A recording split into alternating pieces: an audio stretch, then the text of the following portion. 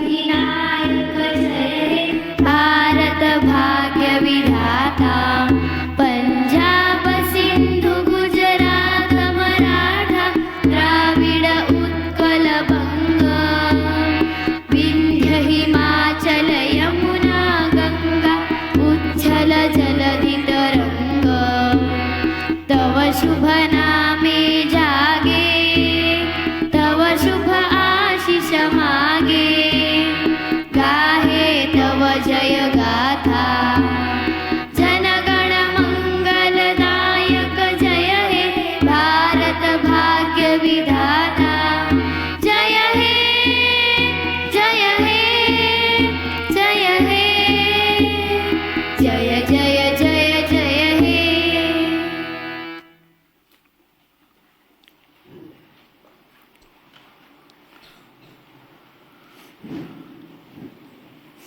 आंतरराष्ट्रीय मानवी हक्क दिनानिमित्त महाराष्ट्र राज्य मानवी हक्क आयोगाने आज आयोजित केलेल्या या कार्यक्रमामध्ये आपल्या सगळ्यांचं स्वागत आपण करतच आहोत. कार्यक्रमाची सुरुवात आपण दीप प्रज्वलनानं करूया. मी माननीय राज्यपाल महोदयांना विनंती करतो की त्यांनी दीप प्रज्वलन करून या कार्यक्रमाला सुरुवात करावी. व्यासपीठावरील सर्व मान्यवर आणि आपल्या आयोगाचे सदस्य श्री रवींद्र शिसवे सर यांना मी विनंती करतो की त्यांनी कृपया मंचावर यावं आणि दीप प्रज्वलन करावं.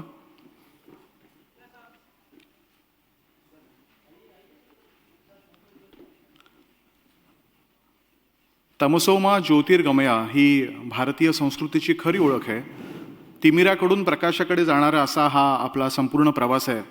मला वाटतं जिथे जिथे दारिद्र्य आहे, अज्ञान आहे, अंधकार आहे आणि जिथे जिथे अन्याय आहे त्या अन्यायांचं परिमार्जन व्हावं आणि ते परिमार्जन करून मानवी हक्कांचा जो प्रकाश आहे तो केवळ या मंचावरतीच नव्हे, या सभागृहातच नव्हे, तर संपूर्ण राज्यात, संपूर्ण देशात आणि संपूर्ण जगामध्ये पसरावा अशी आशा मला वाटतं आपण सगळ्यांनी इथे व्यक्त करूया. याच्यानंतर कमला मेहता विद्यालयाच्या विद्यार्थी ज्या विद्यार्थिनींनी 10 विद्यार्थिनी इथे आले आहेत, ज्यांनी इथे राष्ट्रगीत सादर केलं होतं, त्याच गंध फुलांच्या हिंदोळ्यावरती हे एक स्वागतपर गीत आहे ते आपल्या सगळ्यांसमोर सादर करणार आहेत. मला आवर्जून सांगावं असं वाटतं की 14 जुलै 1900 या शाळेची स्थापना झाली होती. म्हणजे तब्बल 122 वर्ष सतत ही शाळा कार्यरत आहे. आता पण सुमारे 150 मुली या शाळेमध्ये शिकतात आणि जो आपला SSCचा अभ्यासक्रम आहे तोच अभ्यासक्रम इथे शिकवला जातो, फक्त त्याचं माध्यम ब्रेल असतं. तर या खऱ्या अर्थाने डोळस मुली आपल्यासमोर आता सादर करतील गंध फुलांच्या हिंदोळ्यावर हे स्वागत गीत.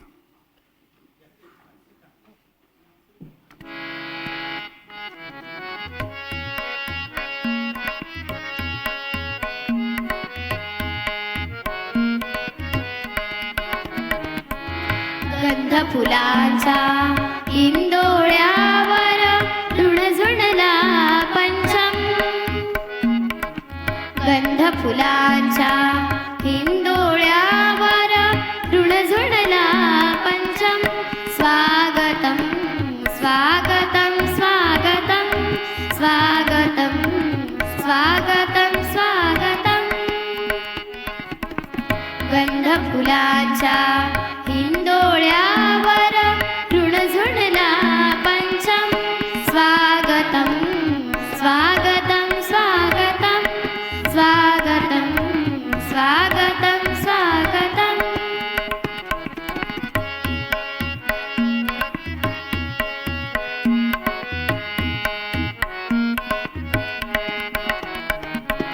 विनम्र वंदन देवी शारदे नित्ययशाचा मंगलवरदे.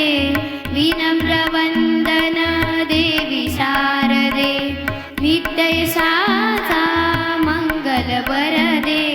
मान्यवरांना नत अभिवादन मान्यवरांना नत अभिवादन द्यावे आशीर्वचन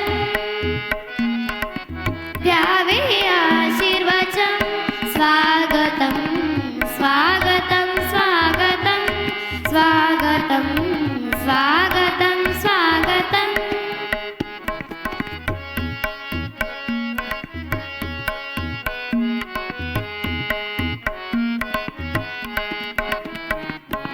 गंधजलांचे सडे शिंपले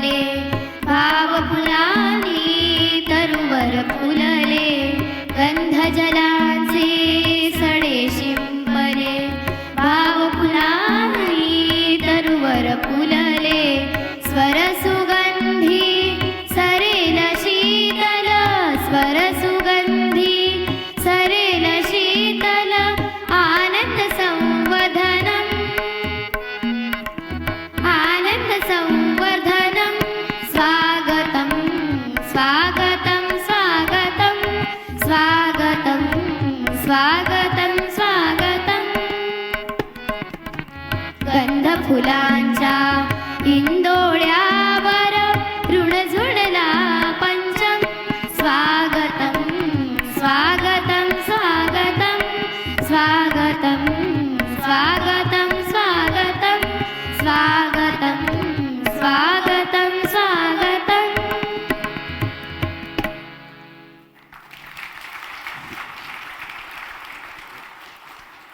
धन्यवाद. आपल्या सगळ्यांना कल्पना आहेच की 1948 साली संयुक्त राष्ट्रसंघानं हा जो मानवी अधिकारांचा जो मसुदा आहे तो संमत केला आणि तेव्हापासून दरवर्षी आपण हा आंतरराष्ट्रीय मानवी हक्क दिन साजरा करत असतो. त्याच्या 75व्या वर्षामध्ये आता आपण प्रवेश केला आहे. 75 वर्ष हा एक खूप मोठा कालखंड आहे.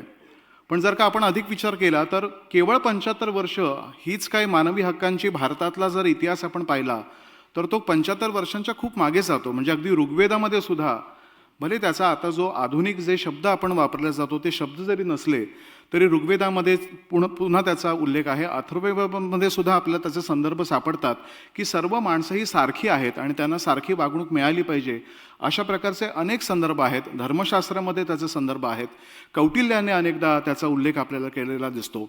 महाराष्ट्रापुरतं जर का बोलायचं झालं तर छत्रपती शिवाजी महाराजांनी सुद्धा जेव्हा आज्ञापत्र लिहिली आणि जेव्हा आपल्या सैनिकांना सांगितलं होतं की शत्रूच्या प्रदेशातून जर का आपण जात असू तर काय काळजी घ्यायला पाहिजे, त्यांच्या धान्याला हात लावू नका, त्यांच्या जी बायका असतील मुलं असतील त्यांना त्रास नाही झाला पाहिजे. म्हणजे जेव्हा आपण विजेता म्हणून जातो आणि युद्ध करत असतो तेव्हा सुद्धा मानवी हक्कांची पायमल्ली होणार नाही याची काळजी घेण्याची खूप मोठी परंपरा आपल्या देशामध्ये आहे. आपला जो भारतीय स्वातंत्र्य लढ्याचा संपूर्ण इतिहास आहे तोच मला असं वाटतं की मानवी अधिकारांची जपणूक करण्याचाच जणू काही तो इतिहास आहे. आणि तो इतिहास आता आपण पुढे पुढे पुढे आणत जेव्हा अगदी आजच्या काळापर्यंत येऊन ठेपतो, आपले जे माननीय पंतप्रधान नरेंद्र मोदीजी आहेत त्यांची जी घोषणा आहे सबका साथ सबका विकास, मला असं वाटतं विकास होणं आवश्यक आहे पण तो विकास होत असताना सगळ्यांना सोबत घेऊन त्यांचा विकास करणं हे मला असं वाटतं की मानवी हक्कांचं जे एक एक्सप्रेशन आहे this would be the best expression of human rights असं मला वाटतं. जवळपास दुपारी 1 वाजेपर्यंत भाषणं होणार आहेत, चर्चासत्र होणार आहेत आणि याच्या सगळ्यात शेवटी आपल्या सगळ्यांना प्रश्नोत्तर विचारण्याची सुद्धा संधी असणार आहे. त्यामुळे मी आपल्या सगळ्यांना विनंती करेन की तुमच्या मनात जे काही प्रश्न येतील, खूप सारे विद्यार्थी दिसत आहेत, ते प्रश्न तुम्ही राखून ठेवा. या पूर्ण सत्राच्या सगळ्यात शेवटी आपल्या सगळ्यांना प्रश्न विचारण्याची संधी मिळणार आहे. अशी एक वैचारिक मेजवानी खूप सुंदर दुपारी 1 वाजेपर्यंत आपल्याला या कार्यक्रमाच्या निमित्ताने इथे मिळणार आहे. हे या संपूर्ण कार्यक्रमाचं स्वरूप आहे. सुरुवातीला मी आता माननीय राज्यपाल महोदयांचं स्वागत करण्याची विनंती करतो माननीय चेअरपर्सन साहेबांना. मेमंटो देऊन ते त्यांचं स्वागत करतील.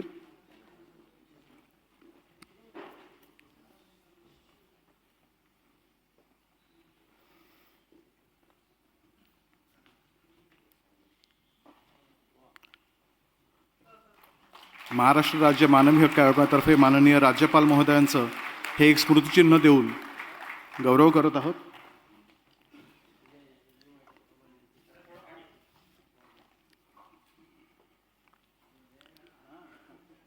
यानंतर या कार्यक्रमाचे प्रमुख पाहुणे मुंबई उच्च न्यायालयाचे निवृत्त न्यायाधीश जस्टिस S.C. धर्माधिकारी यांचं स्वागत करण्याची विनंती मी आपल्या आयोगाचे दोन्ही सदस्य भगवंतराव मोरे सर आणि श्री M.S. सईद सर या दोघांना विनंती करतो की त्यांनी न्यायमूर्ती धर्माधिकारी सरांचं स्वागत करावं.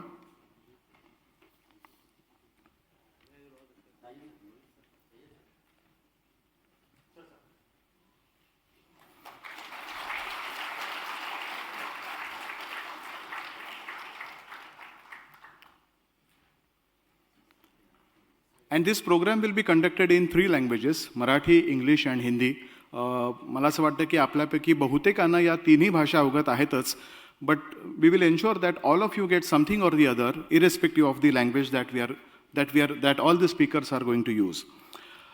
The commission functions in several different ways. One of the important aspect of the functioning of the commission is the reports that are published by the commission. Now there is one such report which is published by the TISS, Tata Institute of Social Sciences. The title of the report is Fact-Finding Field Visit Reports for Monitoring and Promoting Health Rights for Marginalized Sections of Society in Maharashtra. राज्यामधल्या ज्या काही घटकांवरती अन्याय होऊ शकेल अशी एक जर शंका आपल्या मनात येत असेल तर तो होऊ नये असा अन्याय होण्यापूर्वीच आपण जर तिथे इंटरव्हेन्शन केलं आणि तिथे जर का वारंवार भेटी दिल्या तर ज्या काही थोड्या गोष्टींची उणीवा असतील त्या भरून काढल्या जाऊ शकतील.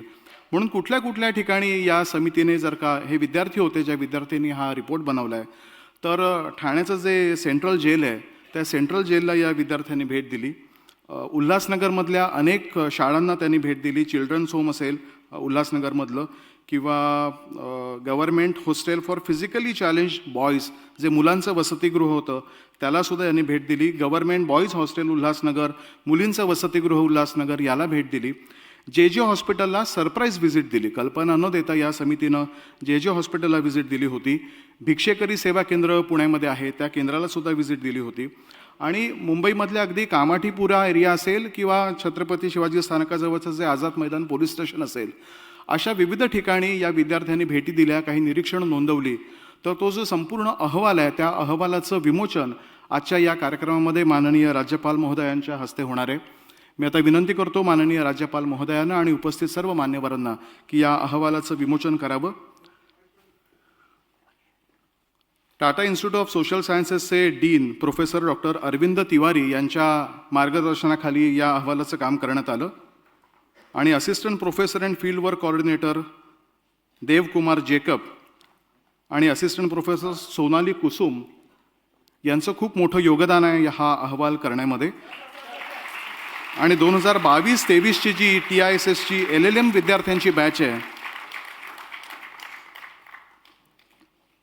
त्या बॅचने हा अहवाल तयार केला होता. हा संपूर्ण अहवाल कमिशनच्या वेबसाईटवरती उपलब्ध असेल आणि त्याच्या काही निवडक प्रती ज्यांना हव्या असतील त्यांना नंतर आयोगाच्या कार्यालयातून सुद्धा घेता येईल. याच्यानंतर या कार्यक्रमातलं जे प्रास्ताविक आहे ते चेअरपर्सन सर करणार आहेत. त्यांचा थोडक्यात परिचय करून देतो. Justice Kamal Kishore Tated comes from a small village, Buldhana, in Maharashtra. After completing his graduation, he came to Mumbai, and in 1983, he enrolled himself as the advocate. He worked on both appellate and original side of the High Court. Then he also worked as the government pleader for the state of Maharashtra. And during his practice as the advocate, he conducted several matters under Maharashtra Animal Preservation Act, and it is very commendable that he saved several cattle which were supposed to be used for slaughtering purpose. He also conducted several matters on behalf of state government under the Land Acquisition Act. In the year 2008, he was elevated to be the High Court judge, and then he has delivered several landmark judgments during his tenure as the High Court judge. Very recently, in the year September 2021, after an illustrious 13 years of service to the nation, he retired as the judge of the Bombay High Court. And thereafter, on 10th December 2021, we were really blessed to have him as the chairperson of the State Commission. I request sir to give his welcome speech. Sir.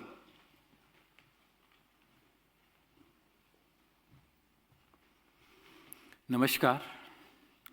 Honorable Governor Shri Bhagat Singh Koshyai, my learned colleague, Honorable Justice Dharmadhikari, retired High Court judges, those are here, judges from judiciary, members of Maharashtra State Human Rights Commission, Mr.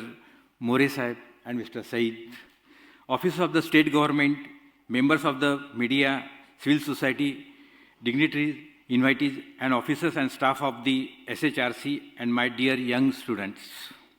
I'm glad to inform you that Honorable Governor has accepted to be a chairperson of this function just in one visit only. You know that on this day, in the year 1948, United Nations General Assembly adopted Universal Declaration of Human Rights, which is a milestone document that proclaims the rights that everyone is entitled to as a human being. Every human being is entitled to these rights regardless of race, color, religion, sex, language, or political. The main object of the human right is that a person should behave with another person as a person. Let's recollect the address made by the Honorable Prime Minister of India, Shri Narendra Modi ji, address in NHRC 20th anniversary. This means that human rights are not only related to the rights, but it is also a matter of our duties. We should care about the rights of others as well as ourselves. Embrace the rights of the others as our duty and should have a uniform and affectionate attitude towards every human being. See, actually myself and our two members appointed in this commission before 1 year only on 10th December 2021. Today we are completing 1 year. In 1 year, what we had done, that I will point out in short. Section 12 प्रमाणे आम्ही suo motor cases घेऊ शकतो आणि जेव्हा पण आम्ही notice केली की न्यूजपेपरमध्ये काही आर्टिकल आलेलं आहे आणि ज्या कारणाने लोकांचे ह्युमन राईट्स व्हायलेट होत आहेत, तर आम्ही इमिजिएटली ती मॅटर सुओ मोटो रजिस्टर करतो, ऑफिसर लोकांना नोटिसेस काढतो. आणि आतापर्यंत आमचा हा अनुभव आहे की जेव्हा पण आपण नोटिसेस काढले आलेल्या प्रत्येक ऑफिसरने आम्हाला कॉपरेट केलं आणि ते मॅटर आमचं सक्सेसफुल झालं. जस्ट एक एक्झाम्पल, काही आठवड्यापूर्वी आम्ही नोटीस केलं की जे हॉस्पिटलमध्ये जे डॉक्टरांसाठी हॉस्टेल आहे त्याची कंडिशन बरोबर नाही आहे. It require some structural repairs and tenderable repairs. आम्ही नोटीस काढली. त्याच्या आधी आमचे माणसं गेली तिथे, रजिस्ट्रार आणि आमचे SP गेले, त्यांनी रिपोर्ट सबमिट केला आणि त्या बेसिस आम्ही नोटीस काढली स्टेट गव्हर्नमेंटला. You will not believe, in second hearing they accepted, and not only that, they sanctioned amount for repairs, and not only that, they are now appointing the contractor to do this one. त्याचप्रमाणे आम्ही ठाण्याला जेलमध्ये visit केली. त्याच्यात आम्हाला टिक्सचे members पण, त्यांचे student पण आमच्यासोबत होते. तिथे आम्ही ठाण्याला जे जितो चॅप्टर आहे त्यांच्यासोबत तिथे एक मेडिकल कॅम्प केलं. त्या मेडिकल कॅम्पमध्ये पहिल्या दिवशी 500 प्रिझनर्स होते, त्यांची मेडिकल चेकअप केली आणि त्यांना जे पण औषधी पाहिजे होत्या त्या दिल्या. त्या व्हिजिटमध्ये आम्ही नोटीस केलं की तिथे त्या जेलसाठी काही इन्फ्रास्ट्रक्चर फॅसिलिटीज रिक्वायर आणि काही रिपेअर्स पाहिजे. आम्ही सुप्रिंटेंडंटला सांगितलं रिपोर्ट सबमिट करा आणि आम्हाला द्या. त्या रिपोर्ट बेसिसवर आम्ही सुओ मोटो घेतली and again state government has cooperated us and immediately they agreed to provide all the facility in that jail. This thing we are doing that way. त्यामुळे आज नॅशनल ह्युमन राईट्स डे आहे आणि त्या दिवसासाठी आपले justice Dharmadhikari साहेबांनी पण इथे ॲग्री केलं आहे, चेअरपर्सन आणि resource persons also. That's why I am very happy and grateful for him. एवढं म्हणून मी आपल्याला समजतो. नमस्कार.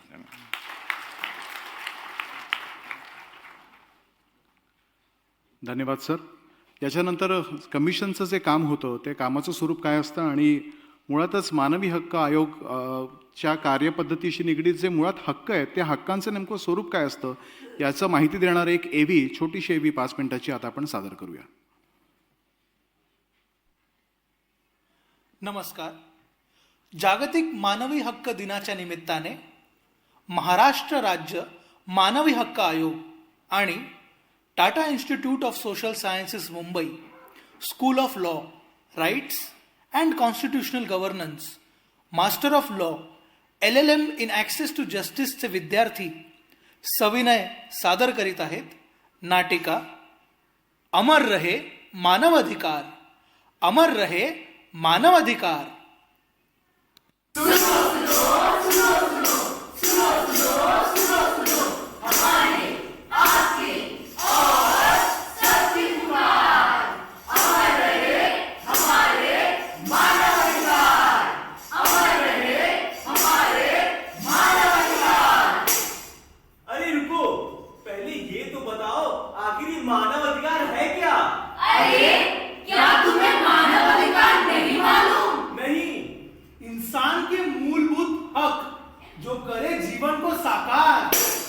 भारत के संविधान की देन है हमारे मानवाधिकार.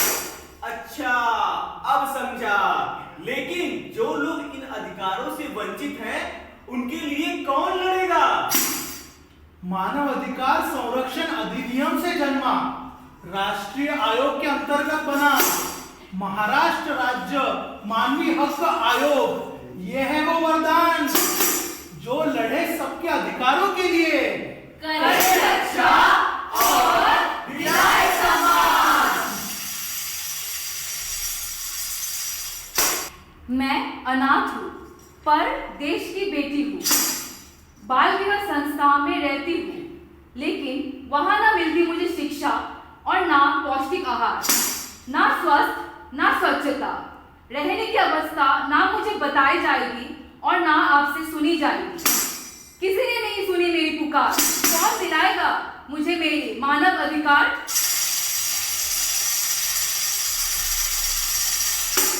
डॉक्टर हूँ, एमडी कर रहा हूँ, हॉस्टल में रहता हूँ, दिन के 16 घंटे अस्पताल में लोगों की सेवा करता हूँ। लेकिन जो हॉस्टल है मेरा घर, हालत इतनी खराब है उसकी कि अब वही है वेंटिलेटर पर। किसी ने नहीं सुनी मेरी पुकार, कौन दिलाएगा मुझे मेरे मानवाधिकार?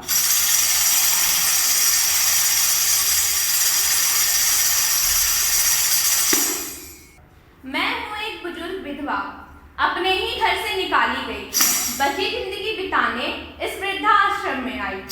टूटे पुराने कमरे, अधूरा आहार, ना कोई स्वास्थ्य या दवाई की सुविधा। किसी ने नहीं सुनी मेरी पुकार, कौन दिलाएगा मुझे मेरे मानव अधिकार?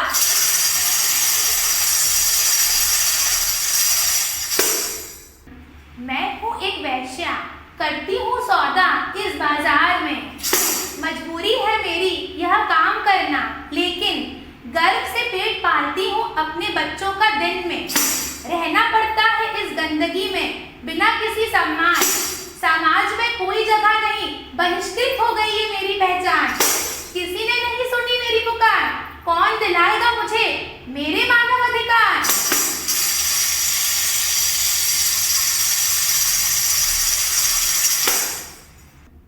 मैं एक विचाराधीन कैदी, सालों से कैदी हूँ, न्यायिक मदद और इंसाफ के लिए तड़प रहा हूँ।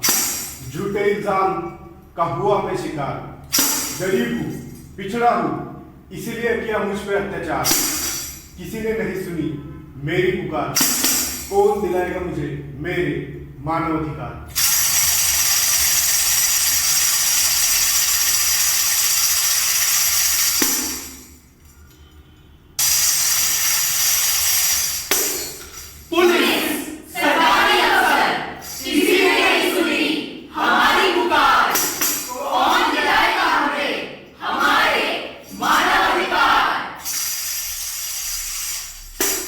जागतिक मानवी हक्क दिनाच्या हार्दिक शुभेच्छा।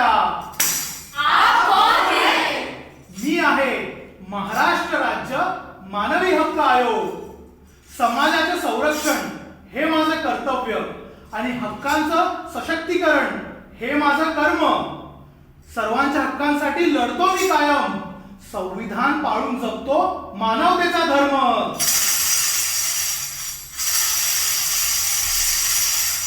नेहमी साथ देऊन आपल्या बरोबर असेल महाराष्ट्र राज्याची सरकार, शोषणमुक्त समाजाचं स्वप्न करू साकार।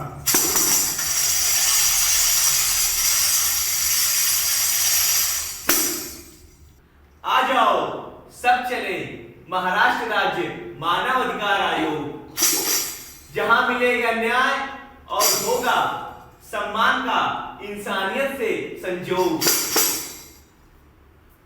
हेच मुची प्रार्थनान, हेच मुचे मागणी, माणसाने माणसाशी माणसा समवागणे।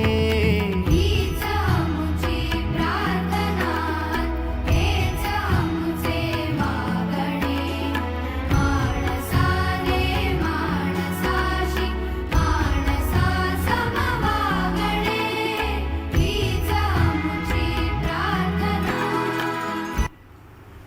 सबकी समस्याएं सुनकर आयोग ने पुलिस और सरकार को सूचित किया। सरकार ने उठाए कदम और सकारात्मक होकर राजधर्म निभाया।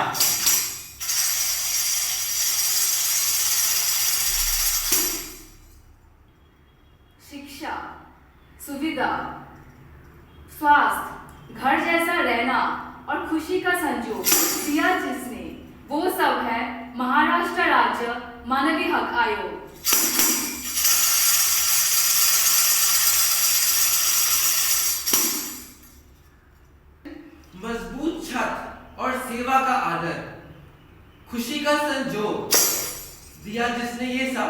वह है महाराष्ट्र राज्य मानवी हक आयोग।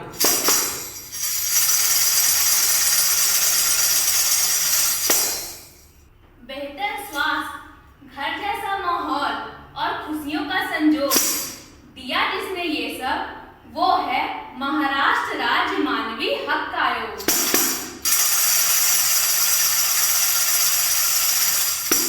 सम्मान से काम, जीवन की सुरक्षा और खुशियों का संजोग दिया जिसने यह सब, वह है महाराष्ट्र राज्य मानवी हक आयोग।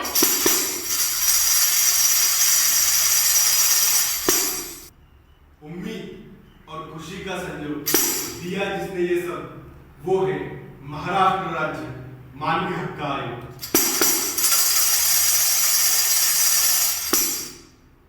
बच्चे, बूढ़े और जवान, सरल, समझदार या नादान, दिव्यांग, मुकबधीर और अस्वस्थ, बीमार, हाथ या टूटी टांग, स्त्री, पुरुष या LGBTQ, इन सब का शोषण देखें क्यों? आओ कर्म करें, श्रम करें, जब तक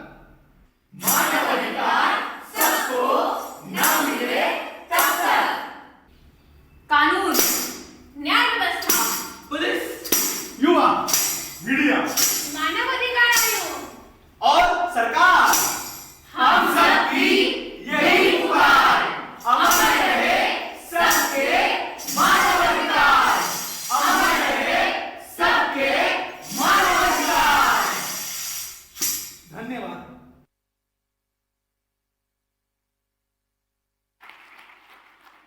समाजातल्या प्रत्येक घटकापर्यंत आणि अगदी वंचित शोषित समाजातला जो शेवटचा घटक आहे त्या घटकाच्या मानवी अधिकारांचं जोपर्यंत संरक्षण होत नाही तोपर्यंत कार्यरत राहण्याची प्रेरणा मला असं वाटतं या एका छोट्याशा नाटकुलीने आपल्या सगळ्यांना नक्कीच दिली असेल. नाव it's my privilege to introduce the guest of honour for the function, justice Satyaranjan Dharmadhikari who is the retired judge of the Bombay High Court. Shri Dharmadhikari completed his school education from Nagpur and then shifted to Mumbai in the year 1978. He completed his graduation from Bombay University in 1980 and then obtained his law degree from the Government Law College in Mumbai. He practiced in Bombay High Court in civil, constitutional, service-related matters, commercial laws till the year 2003 when he was elevated to be the judge of the Bombay High Court. And he continued to work as the judge of the Bombay High Court till 15 February 2020. Now he is involved in arbitration and opinion work and writes on relevant legal and social issues. He also speaks on various current topics and takes keen interest in constitutional and civil law issues today. Presently, he is also the trustee of the Kushtorog Nivaran Samiti, which is Shantivan in Panvel Taluka in district Rayagad. He is also associated with several organizations working in the field of education, health, and Gandhian thoughts and principles. He has published several articles to his credit in the print media as well. I request Justice Dharmadhikari to kindly deliver his speech. Sir.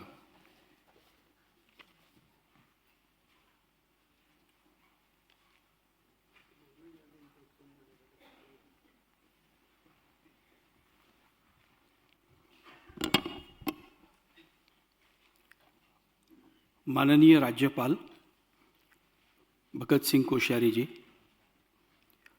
माझे मित्र सहकारी आणि महाराष्ट्र मानवाधिकार आयोगाचे अध्यक्ष कमल किशोर तातेडजी,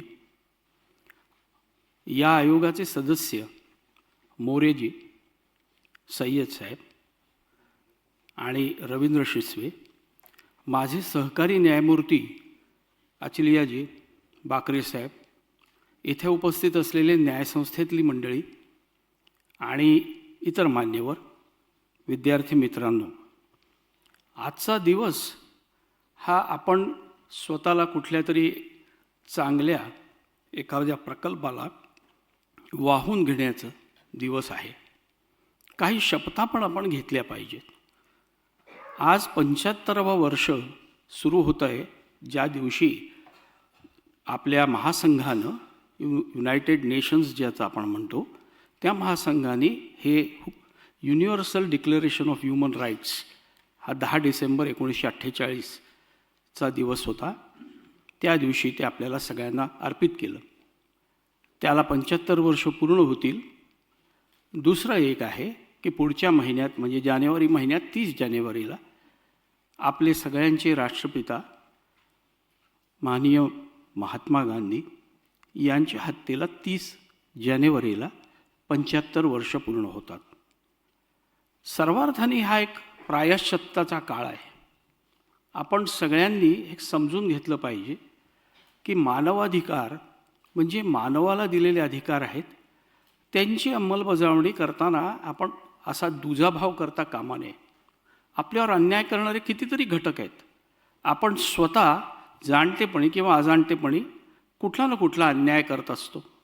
अन्यायाची आपली सोयीस्कर परिभाषा किंवा व्याख्या बाजूला ठेवा, पण खरोखरी जेव्हा आपण अन्याय करतो तेव्हा आपण वंचित आणि सगळे असे जे घटक आहेत समाजातले, खास करून महिला स्त्रिया ह्यांच्यावर जे अगणित अत्याचार करतो त्याच्याबद्दल आपण काहीतरी विचार करून कुठेतरी प्रायश्चित्ताची भूमिका घेतली पाहिजे.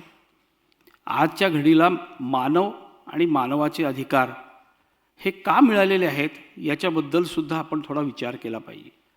आपलं सर्वोच्च न्यायालय आपल्याला सांगतं की मानवाचे किंवा मनुष्याचे अधिकार हे का दिलेले आहेत, याच्यात कशाचा समावेश करता येईल. संविधानाच्या चौकटीत ते फक्त बघितलेत तर आपल्याला कलम 14, 21, 39 या सगळ्या ह्याच्यात त्याचं दर्शन होईल. हे सगळे एकत्रित वाचायची कलमं आहेत. पण अगदी आपण काळजीपूर्वक वाचल्यावर आपल्याला कळतं की हे सगळे मार्गदर्शक आहेत. शासनाला मार्गदर्शन करणारी तत्त्वं आहेत.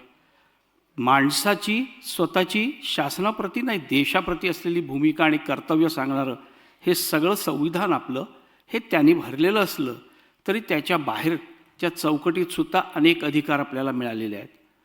ते अधिकार आपण स्वतः केवळ अधिकाराची भाषा न करता कर्तव्याची भाषा करताना कर्तव्याच्या सोबत बघितले तर त्याचं जास्त आपल्याला मोल कळेल. काही लोकांना केवळ अधिकाराची भाषा कळते असं म्हणतात, कर्तव्याची भाषा ते विसरतात. त्यांना मला एकच सांगायचं आहे की संविधानामध्ये जेव्हा मूलभूत कर्तव्य नागरिकाची आणावी लागलीत तो दिवस काही आपण फार साजरा करू शकलो असं नाही आहे. तो दिवस आपण आणीबाणीत आणला होता. त्या दिवशी आपण ते कलम याच्यात आणलं संविधानात, पण तरीसुद्धा ते का आणावं लागलं, या प्रत्येक सुधारणा अगदी हा कायदा का आणावा लागला, हा कायदा जो आहे त्याच्या अन्वये आयोग का स्थापन करावी लागली, या सगळ्याबद्दल आपण विचार करायला हवा. कुठेतरी आपण याचं मोल गमावून बसलेलो आहोत. संविधानाच्या भाषेत आणि सर्वोच्च न्यायालयाने त्याचा अन्वयार्थ लावताना थोडक्यात जे सांगितलं आहे ते हे की मानवाला मानवासारखं जगण्यासाठी जे अधिकार आहेत आणि मानवाला मानवाचं जीणं म्हणजे काय, जिवंत राहणं नाही, जगणं. जगणं अर्थपूर्ण करण्यासाठी प्रवाही करण्यासाठी जे जे आवश्यक आहे ते यात निहित आहे.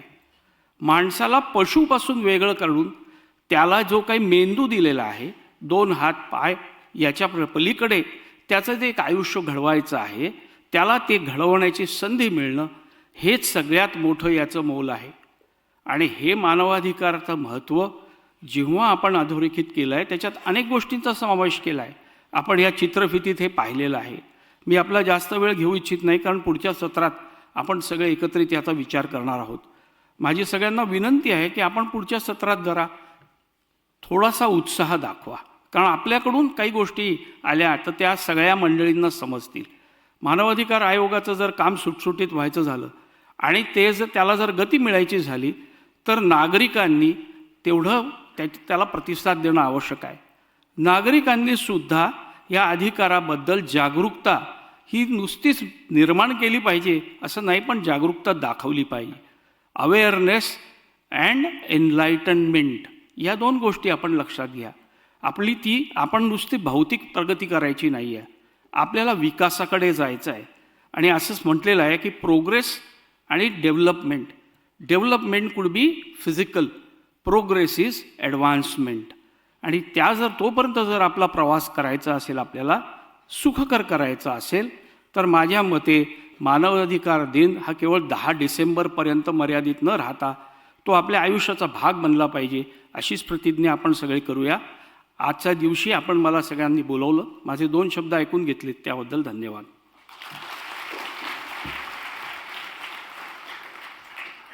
धन्यवाद सर. मला वाटतं सरांनी खूप महत्त्वाचा विचार आपल्या मागे दिलेला आहे की केवळ आजच्या एका दिवसाला तर आपण कटिबद्ध होतो, पण कटिबद्ध झाल्याच्या नंतर जे प्रयत्न करायचे ते मात्र कायमस्वरूपी करायचे.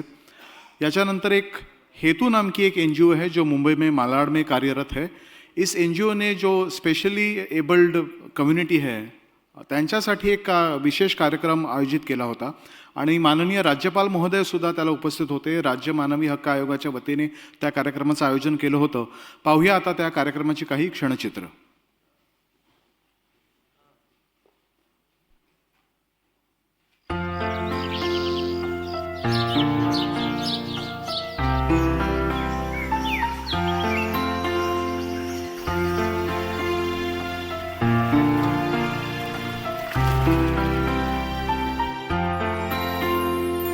काम हो अच्छे हमारे और नीयत साफ हो,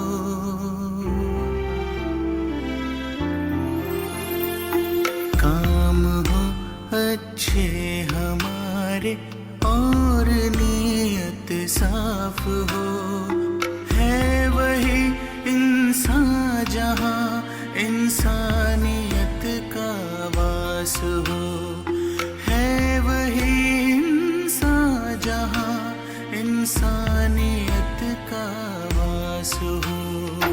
काम हो अच्छे हमारे और नीयत साफ हो, है वही इंसान जहाँ इंसानियत का वास हो, है वही इंसान जहाँ इंसानियत का वास हो.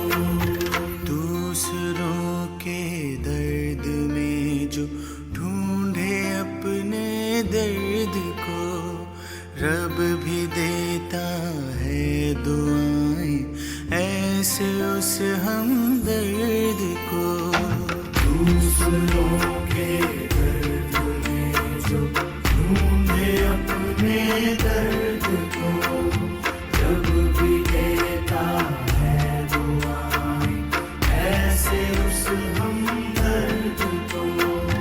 बांट ले सुख दुख को जिसके दिल में ऐसी प्यास हो, है वही इंसान जहाँ इंसानियत का वास हो, है वही इंसान जहाँ इंसानियत का वास हो.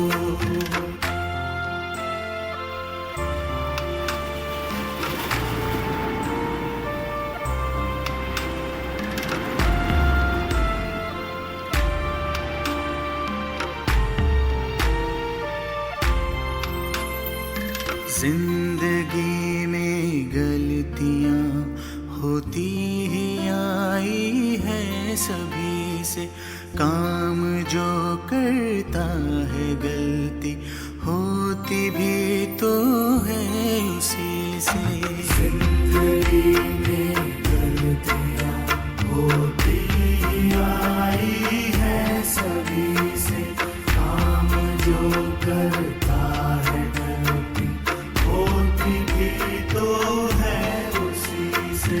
अपनी गलती जो सुधारे दूसरों की माफ हो, है वही इंसान जहाँ इंसानियत का वास हो, है वही इंसान जहाँ इंसानियत का वास हो.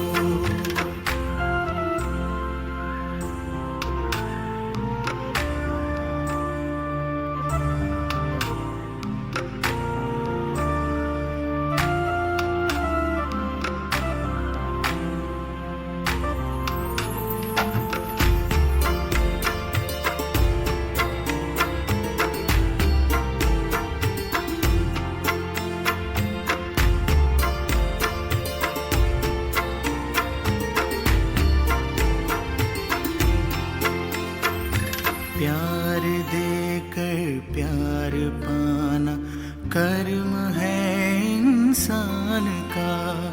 मानव है तो मानवता ही धर्म है इंसान का। प्यार देकर प्यार पाना कर्म है इंसान का। मानव है तो मानवता ही धर्म है इंसान का। भेदभाव का ना हो ठिकाना, प्रेम का निवास हो। है वही इंसान जहाँ इंसानियत का वास हो। है वही इंसान जहाँ इंसानियत का वास हो। माननीय राज्यपाल महोदय ने मुझे कहा है कि उनका परिचय न दे, तो मैं उनका परिचय नहीं देने वाला सर, क्योंकि हम और आप सबको पता है कि पहले उत्तर प्रदेश और उसके बाद उत्तराखंड राज्य में उन्होंने इतनी सारी जनसेवा की है। वो पहले member of the legislative council थे, जब उत्तराखंड राज्य बना तब उसके मुख्यमंत्री बने, पहले राज्यसभा सदस्य थे, उसके बाद लोकसभा सदस्य थे। लेकिन बस एक छोटी सी बात सर मैं आपसे ज़रूर कहना चाहूँगा, हम सब महाराष्ट्र के वासियों की तरफ से, कि ये देश अभी बदल रहा है। अगर हम दिल्ली में भी देखें तो जो राजपथ है उसका नाम बदलकर अब कर्तव्य पथ किया गया। तो ये केवल नाम बदलने से कुछ होता नहीं, लेकिन जो अपनी नीयत है, क्योंकि ब्रिटिश राज तो ख़त्म हो गया, अब उसको ख़त्म होकर भी कई साल गुजर गए, बट वो जो एक पुरानी मेंटालिटी थी वो चेंज होना ज़रूरी है, इसीलिए ये नाम चेंज होना ज़रूरी है। तो ये जो राजभवन उसका नाम तो वही है, लेकिन हर कोई मानता है कि उसका जो स्वरूप है, सर आने के बाद उसका स्वरूप आज लोक भवन हो गया। क्योंकि आज कोई भी जो सबसे सामान्य आदमी है वो भी राजभवन में आ सकता है, आपसे मिल सकता है, ये देख सकता है। ये एक बहुत बड़ा बदलाव, ये एक बहुत बड़ा चेंज जो आया है, मुझे लगता है इस सबसे महाराष्ट्र की पूरी जनता की ओर से आपको काफ़ी सारी शुभकामनाएं देना बहुत ज़रूरी है। अब मैं माननीय राज्यपाल जी से निवेदन करूंगा कि पूरे महाराष्ट्र राज्य के घटनात्मक प्रमुख के नाते ये जो आज फंक्शन हमने ऑर्गेनाइज किया है, कृपया आप इसमें अपने विचार रखें।